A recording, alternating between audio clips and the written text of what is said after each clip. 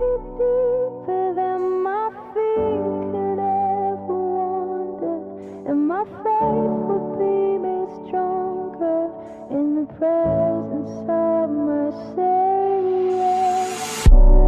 Spirit, lead me where my trust is without borders. Let me walk upon the water wherever you would call me. Take me deep. Se você puder nos acompanhar na leitura da palavra, eu quero te convidar para o texto, 2 Crônicas, capítulo 7, versículo 14. Se você puder abrir a sua Bíblia, vamos falar um pouquinho mais sobre esse texto. E aqui eu quero te convidar para uma compreensão, como que a palavra de Deus é maravilhosa. Nós estamos há bastante tempo conversando sobre esse texto. Creio que talvez o mês inteiro, paramos no Dia das Mães, mas estamos conversando sobre esse texto um tempo já. E eu quero te convidar a essa meditação mais uma vez esse texto, para a gente perceber como esse texto é rico, e quando a gente faz uma proposta expositiva do texto, um estudo bíblico do texto, mais especificamente do que ele nos diz, a gente consegue ter tantas coisas maravilhosas, mas mesmo assim, a gente acaba ficando no mesmo texto, e ele é ao mesmo tempo atual, ele é ao mesmo tempo um texto da época, porque a palavra de Deus vive e eficaz. E eu quero te convidar, se você tiver com a sua Bíblia, livro de 2 Crônicas, capítulo 7, o versículo 14. Esse é o momento da palavra. Mais uma vez convido você, se você quiser compartilhar desse culto, para que outros participem, faça isso, compartilhe, manda para as pessoas, compartilhe na sua página do Facebook, ou como você gosta de fazê-la, participe, para que outras e quantas outras mais pessoas sejam abençoadas, fortalecidas, desafiadas pela palavra de Deus.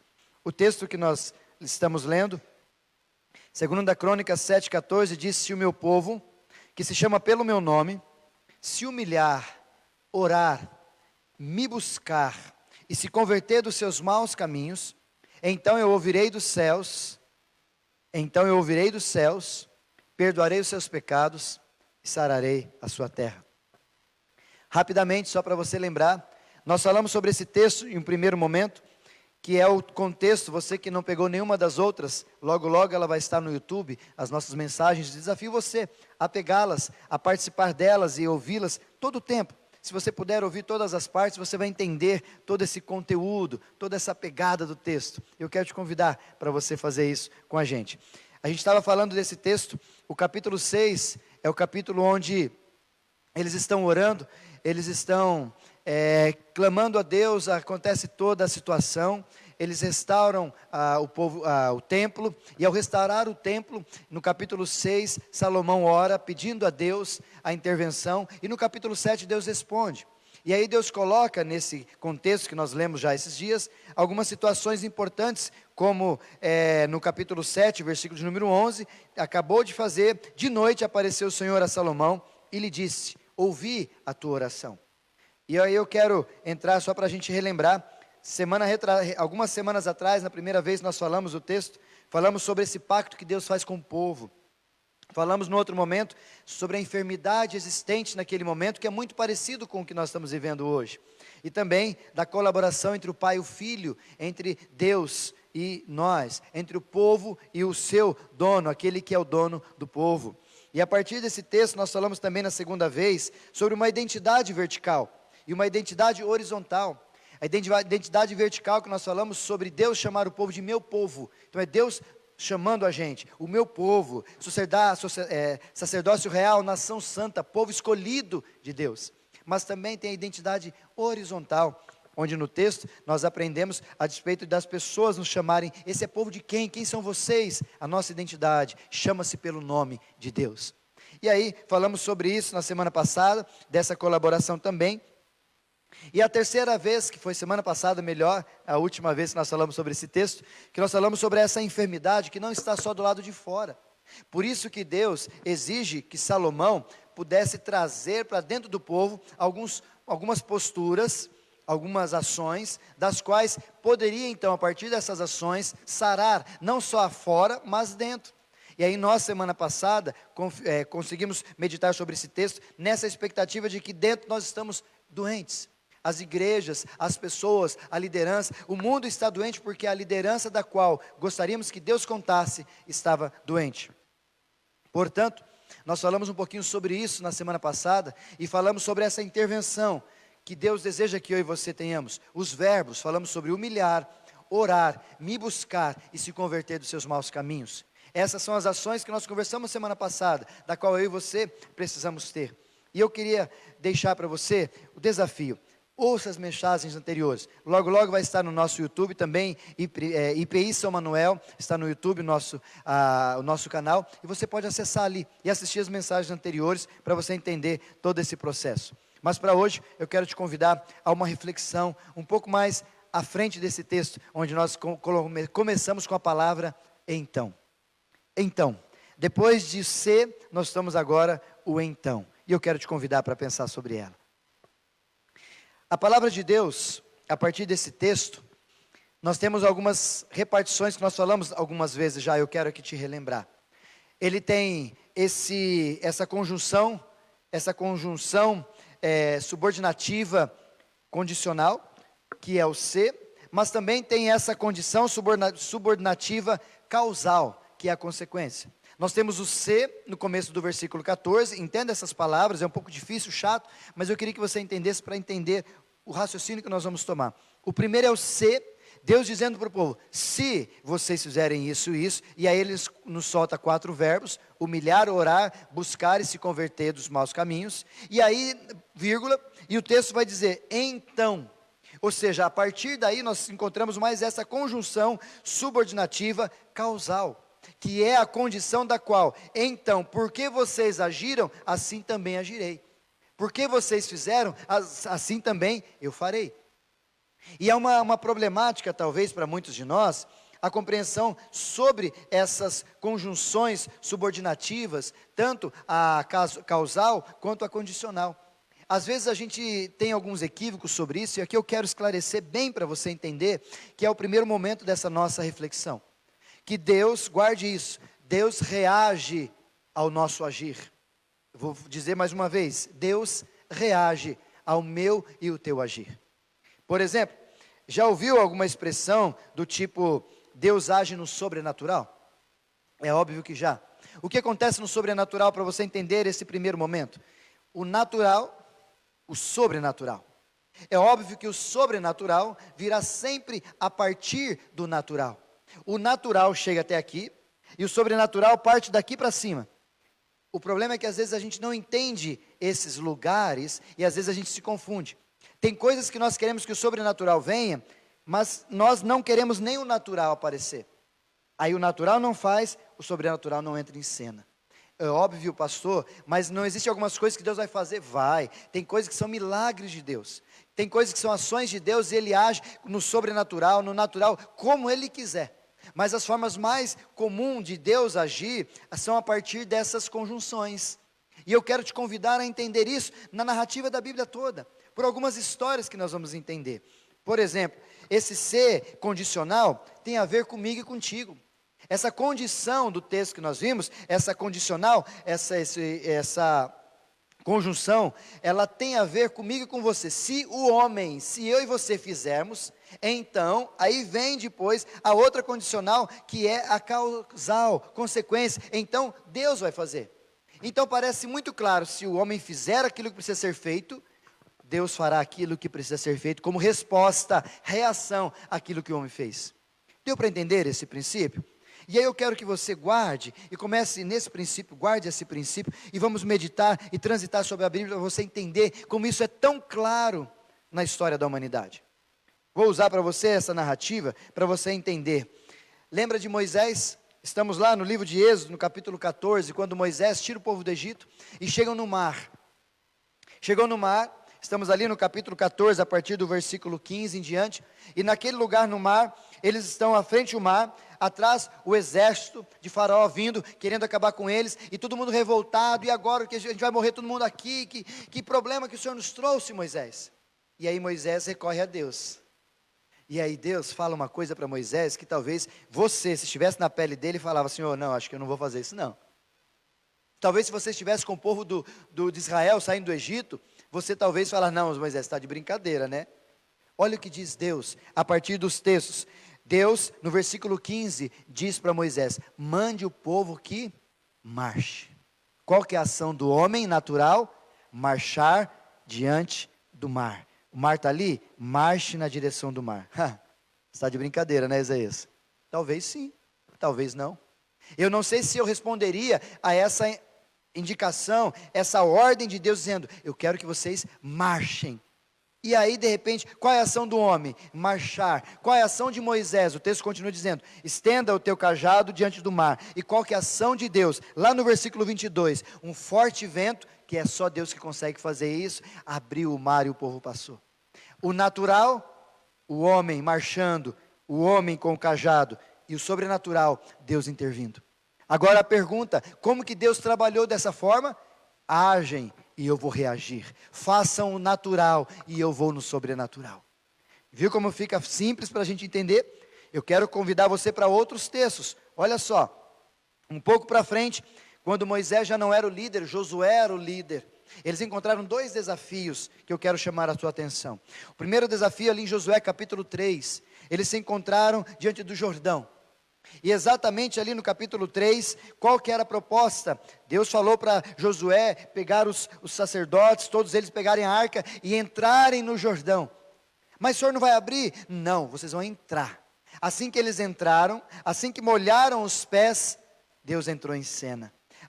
Porque a ação de pisar no Jordão era do homem, e abrir o Jordão era de Deus. Mas Deus só estava abrindo o Jordão, porque o homem pisou o natural e o sobrenatural. Deu para entender? Mais um texto no capítulo 6 de Josué, quando depois de passarem o Jordão, chegaram a Jericó. Chegando em Jericó, como que eles vão ultrapassar as muralhas? Essa era a grande pergunta. E aí Deus, inusitadamente, como sempre faz, mandou eles fazerem algumas coisas totalmente diferentes. Qual que é a ordem dos homens? Qual é a ordem para os homens? Rodear as muralhas. E a ordem e a ação de Deus, derrubar as muralhas. Então o homem agiu rodeando as muralhas 7 vezes, no último dia, 7 vezes. E aí depois o que aconteceu? Acabou isso, Deus interviu o natural e o sobrenatural, Deus reagindo às nossas ações. Já não é pouco? Vamos um pouquinho mais para frente, você consegue ver também essa mesma ação de Davi e Golias. Instrumentalidade de Deus, pastor, como a gente ensina para as crianças, uma pedrinha matou um Golias, tinha que ser uma pedra gigante, o homem era muito grande. Uma criança fez essa pergunta para mim. Talvez você, criança, o Thales ali, o Isaac e tantos outros que estão assistindo, Jamile, mas uma pedrinha matou um gigante. Não, a ação do homem Davi foi jogar a pedra. A ação de Deus foi fazer aquela pedra derrubar o gigante. Entendeu o natural e o sobrenatural? Mas Deus não derrubaria o gigante se a pedra não fosse lançada por um obediente, por um homem de Deus, por um homem que estava extremamente bravo com a situação que estavam fazendo com o povo dele. Mas ele agiu no natural e Deus reagiu com o sobrenatural. Não é pouco, vou te levar. O livro de Salmos está cheio desses textos, cheios dessas ações e reações, cheios da ação de Deus e reação do homem. Olha, por exemplo, o salmo que eu gosto demais, Salmo 37, versículo 5, que diz assim: entrega o teu caminho ao Senhor e confia nele, e o mais ele vai fazer. Não é assim? Conhece esse texto? Olha o que diz esse texto: entrega o teu caminho ao Senhor. Qual que é a ação do homem? É entregar o caminho ao Senhor e confiar nele. Qual a ação de Deus? E o mais ele vai fazer. Mas ele só vai fazer porque você entregou e confiou. Ah, pastor, mas como é que é isso? Você faz a sua parte, você age e Deus reage a você. Nós vamos entender um pouco mais profundo isso já, mas eu quero te dar alguns exemplos da Bíblia. Novo Testamento, parar um pouquinho por aqui. Novo Testamento nós temos também, por exemplo, no livro de João, capítulo 2, quando Jesus transforma a água em vinho. O que houve nesse momento? Qual que era a ação do homem? Encher as talhas. Do que? De água. E qual que era a ação de Deus? Transformar a água em vinho. Qual que era o natural? Encher as talhas de água. Posso fazer. Qual que é a ação de Deus? Transformar a água das talhas em vinho. O homem agiu e Deus reagiu. Outro texto, a mulher hemorrágica, ali no capítulo 9 de Mateus, quando aquela mulher hemorrágica estava querendo fazer algo, sarar da sua ferida, há 12 anos sofrendo aquela dor, ela pensou, se eu só tocar nas vestes de Jesus, serei curado. Qual que foi a ação humana? Tocar, ir, tocar nas vestes de Jesus. Qual é a ação de Deus? Curar aquela mulher. Estão entendendo? Faz sentido para você como que a gente tem muitas outras ações, das quais nós conseguimos compreender isso. E eu finalizo toda essa proposta no livro de Tiago, capítulo 4, versículo 8, quando o texto diz exatamente assim: chegai-vos a Deus, e Ele chegará a vós outros. Chegai-vos a Deus, ou seja, qual que é a parte do homem? Chegar-se diante de Deus, e a parte de Deus, eu chegarei a vós outros, ou seja, é uma sinergia, onde muitas ações que Deus gostaria de agir na minha, na sua vida, depende do que eu faço, depende do que você faz. E é muito provável que a gente às vezes não compreende isso. E por quê? Porque essa palavra, sinergia, ela está muito mais arrolada à questão da soteriologia. Que de fato, já disse uma vez aqui, vou repetir para você entender, a soteriologia, a ação de Deus na salvação, não depende da sua ação. Não é pelas tuas obras que você é salvo. Você tem boas obras porque você já foi salvo. Não é porque você é bom que Jesus veio e morreu por você, não. É pela graça, é só graça, é um favor imerecido que eu e você nunca obtivemos. Não tem o que fazer, não é lei, não é boas obras, não é ler bastante, não é ser legal, nada disso vai fazer você se salvar. Porque a salvação veio por intermédio de um só, Cristo Jesus, o Senhor, que morreu na cruz por mim e por você. Por isso eu quero que você lembre sempre dessa explicação do seu pastor. Religião é onde você desce, onde Deus desce um pouco para te salvar. Religare, religião, religar a Deus. Então ele vem para ligar um pouco e você sobe um pouco a partir dos seus esforços, para ser salvo. Esforços para ser salvo, lembra disso. A prerrogativa é esforçar. Qual é o objetivo? Ser salvo. E aí você se encontra no meio, sinergia de salvação. Com o Evangelho de Jesus não é assim. Com o Evangelho de Jesus é Deus vindo ao mundo, porque Deus amou o mundo de tal maneira que deu o seu Filho, para que todo aquele que nele crê não pereça, mas tenha vida eterna. Então Deus sozinho nos salvou. Nada do que eu faço ou do que eu possa fazer vai fazer com que Deus venha ou intervenha nessa situação. Por quê? Porque a salvação é pela graça. Então, Deus vem completamente e me resgata. Na religião, religare é sinergia. Deus desce um pouco e eu subo um pouco. O problema é que nós confundimos esse mecanismo a despeito de quem nós somos na vida cristã. No nosso crescimento, Jesus diz nos evangelhos, eu sou a porta, aquele que entrar vai passar por mim, mas tem muita gente que entrou pela porta e ficou sentada na porta, na beira da porta, do lado da porta. Por quê? Porque há um caminho para você trilhar, há um caminho para você desenvolver, chamamos isso de desenvolver a sua salvação. Paulo diz que nós precisamos ser formados, e ele diz, sofro dores de parto até que Cristo seja formado em vocês. Ou seja, há um caminho a percorrer depois de entrar pela porta que é Jesus. E esse caminho é transitar, não é sentar, não é parar, é um caminho de crescimento. Apóstolo Pedro vai dizer sobre isso, que nós antes eram crianças, jovens e adultos. Há um procedimento, há um crescimento necessário que eu e você precisamos ter. E me parece que às vezes quando nós olhamos para a Bíblia, a gente não tem essa ideia ou não entende todo esse processo, de que a gente precisa crescer, de que a gente precisa desenvolver. E aí, só para você entender, depois dessas expressões, que o livro de Hebreus diz assim, depois de tanto tempo, ele chegou, voltou à igreja dos hebreus, e ele disse esse texto, capítulo 5, versículo 12, depois de tanto tempo vocês deveriam ser mestres, mas precisam que alguém volte a los ajudarem como criança recém-nascida, as primeiras coisas elementares do Evangelho de Cristo. Ou seja, o que ele está dizendo é que ele não pode mais dar alimento sólido para eles, porque eles não cresceram. O que eles fizeram? Entraram, se encontraram com Jesus, entraram pela porta e sentaram do lado da porta. Não cresceram. E eu tenho visto muitos irmãos e irmãs numa comunidade nossa, em todos os lugares que a gente caminha, que não se desenvolvem em Jesus, não crescem em Jesus. E para cada fase dessa, o próprio texto de Hebreus, e Pedro vai nos dizer, e Paulo nos ajuda a entender isso, cada fase dessa, recém-nascido é leite, mestres é uma coisa sólida, recém-nascidos é um tipo de alimento, um pouco mais amadurecido, outro tipo de alimento.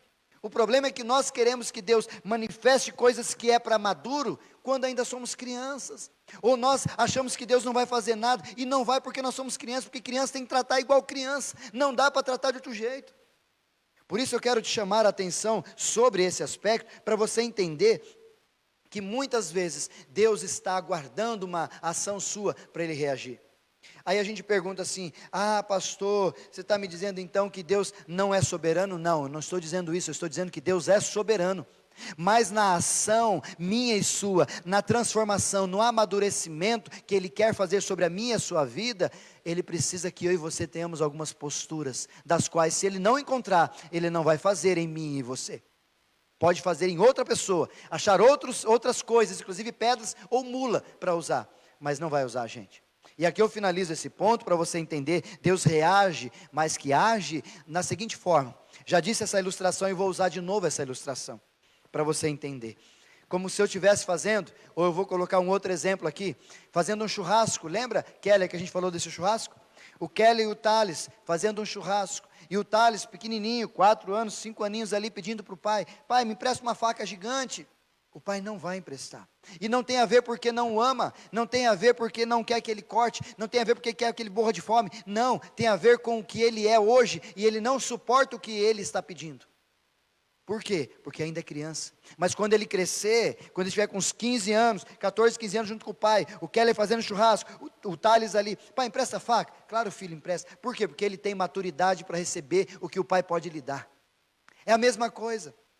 Talvez algumas coisas na minha e na sua vida estão do jeito que estão, porque o ser não está acontecendo na minha sua vida.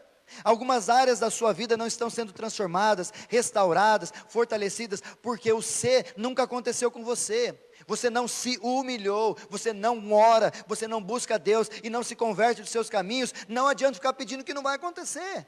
É simples assim. Para você chegar no então, Deus ouvirá dos céus. Para você passar da vírgula, o ser precisa ser uma realidade na sua vida, meu irmão. E me pergunto e te pergunto: como é que tem sido a sua vida? Como é que Deus tem reagido a você? Ah, muito pouco. Então talvez é pouca produção, é pouca ação, é pouco desenvolvimento, é pouca maturidade e intimidade. Como nós falamos semana passada sobre a natureza da oração, eu quero voltar para você guardar. A natureza da oração acontece na intimidade. O testemunho da oração acontece no coletivo. E Jesus nos ensina isso em Mateus 6, versículo 6 e depois versículo 9 a 13 na oração do Pai Nosso. Você quer intimidade com Deus? Mas quanto tempo faz que você não procura?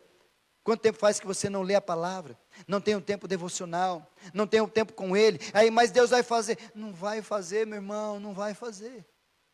Como esses dias, uma pessoa me perguntando: pastor, como é que é o seu tempo? Você ora pelas pessoas, tal, tal. Eu falei: oro. Você nega a oração? Eu falei: já neguei. Já negou? Já neguei a oração. E eu vou te dizer por quê. Uma vez uma pessoa chegou para mim e falou: pastor, eu preciso que o senhor ore por fulano. E ele contou a história do fulano para mim. Ele é assim, tal, tal, tal.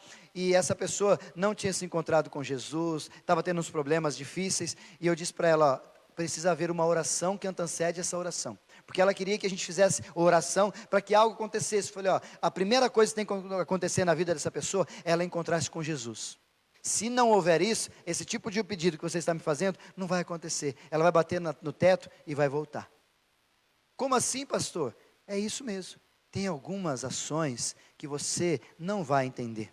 Tem algumas orações que você não precisa fazer. Ah, você está falando que não é para eu orar? Não, eu estou dizendo que algumas orações de maturidade, de Senhor, venha fazer um avivamento em nós. Será que nós estamos preparados para esse avivamento?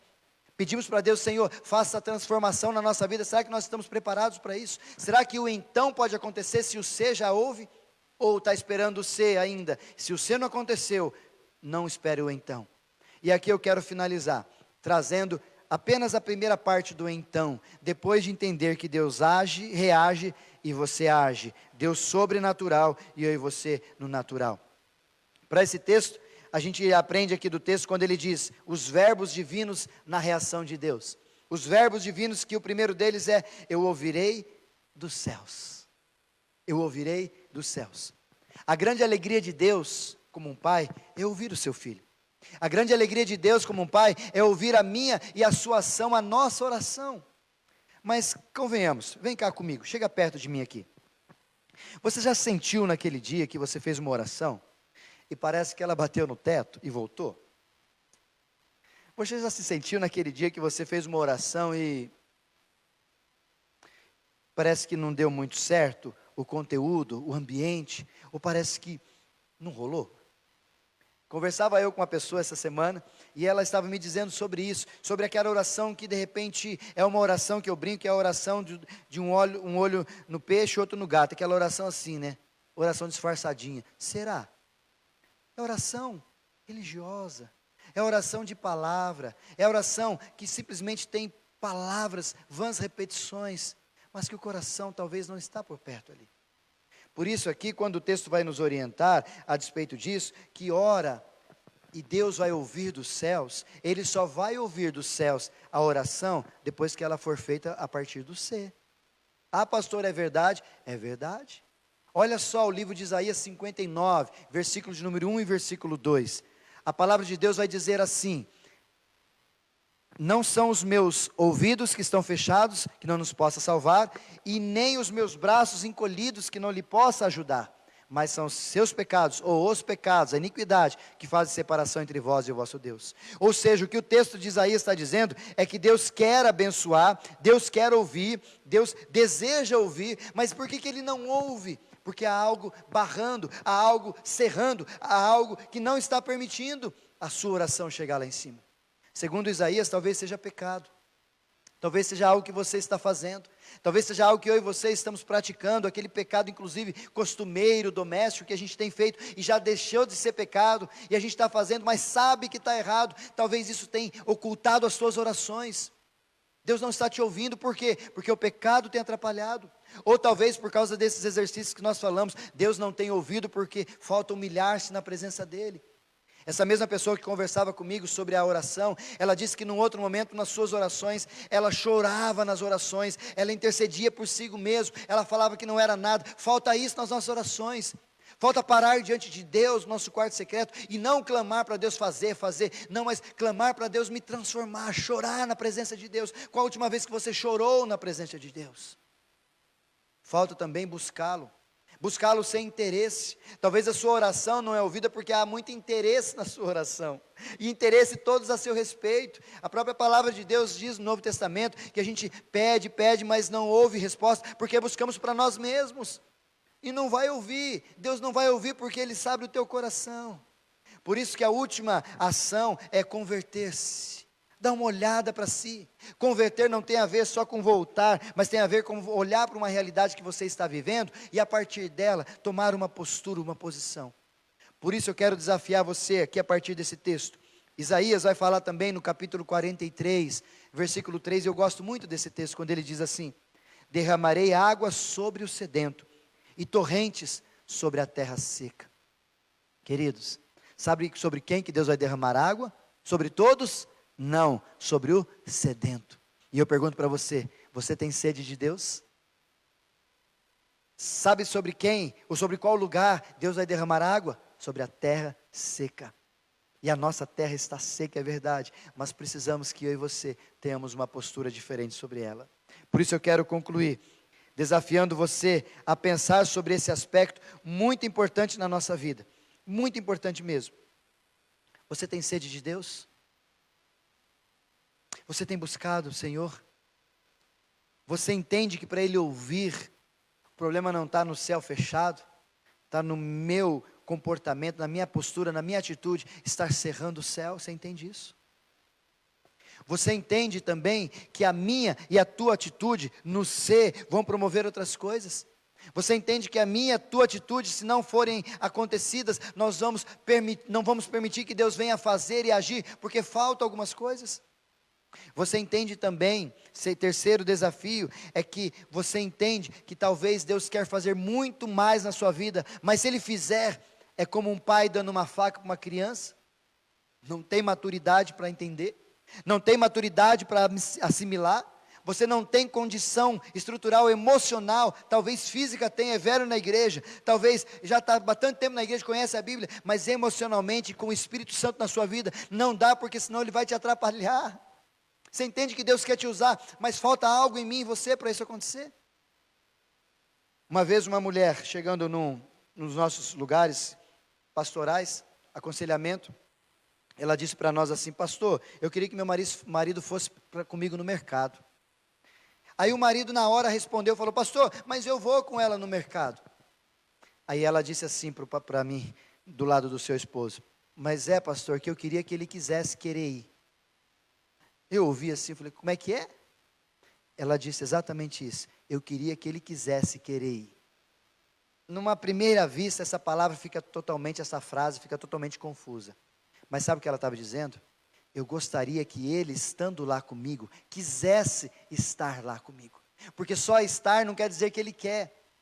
E isso me chamou muita atenção e eu quero desafiar você. Estar na igreja não quer dizer que você quer estar. Estar numa comunidade, ou estar falando com Deus, ou ouvindo Deus, talvez não é o que você quer. Você está lá não por querer, talvez é uma pressão, alguma coisa, mas no fundo do seu coração não há aquele desejo de buscar a Deus com toda a sua força, com todo o seu entendimento. É isso que Deus quer de mim e de você. É querê-lo, mas é querê-lo querendo. É querê-lo de verdade, é querê-lo com toda a tua intensidade, com tudo que você é. Não o querer de qualquer jeito, não o querer para satisfazer os seus desejos, não o querer porque o pai e a mãe mandou, mas é o querer porque você tem intimidade e quer se encontrar cada vez mais profundamente com Ele. Por isso, querido, a sua postura faz toda a diferença no exercício da sua fé. E aqui eu quero finalizar. Numa das expressões do livro Monge Executivo, uma das frases mais fortes ali, que marca a mim e muitos outros pastores, inclusive essa expressão, Hernandes Dias Lopes disse numa vez que eu estava ouvindo, quando ele dizia dessa frase do livro Monge Executivo, que eu já o li e é sensacional, e essa frase dizia assim: você não é o que você sente, você também não é o que você fala, você também não é o que você promete, mas você é o que você faz. Ah, mas eu sinto que eu quero Deus. Ah, mas eu quero Deus e até falo. Ah, mas eu prometo que eu vou fazer. Nada disso te faz. O que faz você ser quem você é o que você age. É como você age. É a forma como que você age. Porque de fala, todo lugar está cheio. De eu acho, está todo lugar cheio. Por isso eu quero convidar você. Que tal não ficar mais do jeito que está? Que tal você tomar uma postura nessa noite e fazer com que os céus te ouçam, abrindo mão do pecado, confessando os seus pecados, dizendo para Deus: Senhor, eu não quero mais desse jeito, eu quero que o Senhor me use mais e mais, cada vez mais, eu quero que o Senhor transforme a minha vida e me faça um instrumento nas tuas mãos. Para isso você precisa passar pelo ser, para que então Deus, ouvindo dos céus, perdoe os seus pecados e sare a nossa terra. Que tal você então fazer algo na sua vida, uma postura de oração, uma postura onde a sua vida, da sua agenda, cabe oração, cabe leitura da palavra. Deus quer fazer algo na sua vida, mas a grande pergunta para você e eu respondemos é: você quer? Ah, eu quero, mas elas vão ficar, esse querer é só na palavra? Ou você quer querer de verdade? Ou você vai fazer das tuas atitudes a partir de amanhã um querer realmente de verdade?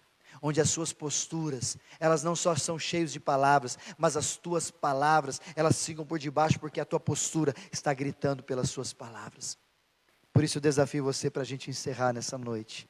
Querido e querida, Deus quer fazer grandes coisas, Deus quer trazer avivamento, Deus quer usar a igreja no meio dessa pandemia, Deus quer usar você no meio desse povo, no meio da sua família, no meio dessa quarentena, Deus quer te usar. Mas a grande pergunta é: Deus pode te usar? Do jeito que você está, Deus pode te usar? Que tal a gente fazer um acerto com Deus? Que tal você partir para a primeira parte, o ser, colocar os verbos na sua vida, se humilhar diante de Deus, orar, ter esse exercício na sua vida, buscá-lo e se converter dos seus maus caminhos, deixar de fazer aquilo que você tem feito, deixar de falar aquilo que você fala, deixar de ouvir aquilo que você ouve, deixar de ver aquilo que você tem visto. Que tal agir assim? Para que então Deus possa reagir sobre a tua vida e o sobrenatural acontecer sobre a tua vida, porque Deus é especialista em sobrenatural, e Ele assim o faz, naquele que o busca. Buscar-me-eis e me achareis, quando me buscares de todo o vosso coração. É esse o nosso Pai, é esse o meu Deus e o seu Deus. Ele quer ser achado de vós, diz o Senhor. Mas a grande questão: que tal eu e você buscá-lo de verdade? Que tal nós buscarmos a Deus de todo o nosso coração? Isso tem a ver com entrega verdadeira, em tudo que temos e somos diante do Pai.